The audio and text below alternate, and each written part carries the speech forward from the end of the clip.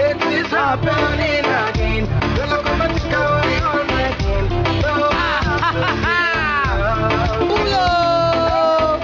Thank you, DJ.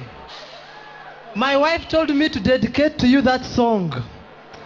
Yeah, she's an amazing woman. Every time we have some challenges, she tells me, don't worry, Jesus is the answer. All the time, Jesus is the answer. One time I asked her, if Jesus is the answer, what's the question? Wow.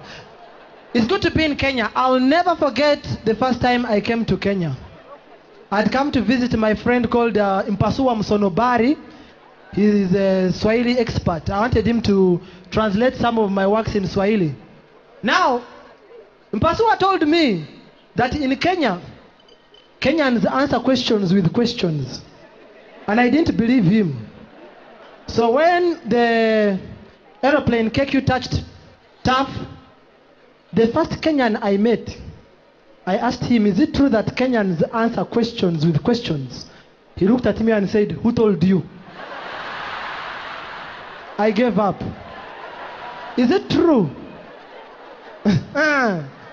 Now, Mpasua had told me to meet him at the museum. I never knew where the museum was. And that's how I got to know that actually, we all don't know how to give directions. I met a young boy, he was around 9 years old. And I asked him, where is the museum? The boy looked at me and said, I don't know. So as I was walking back, the boy called me in the most local way.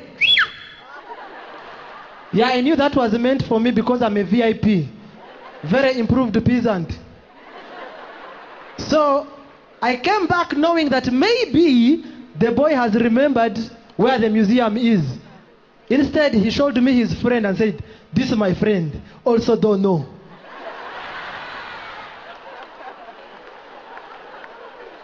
But it's not only in Kenya.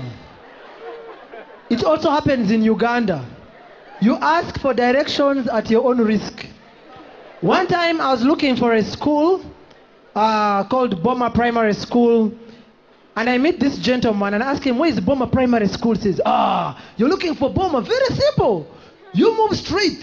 You move, you'll see a tree. When you see a tree, turn on your right and move. When you move, you'll see a black gate. When you see a black gate, know you're lost, come back.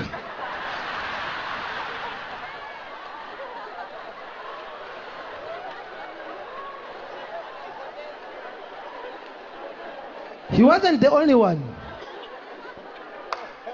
So I successfully got lost. I looked for another gentleman.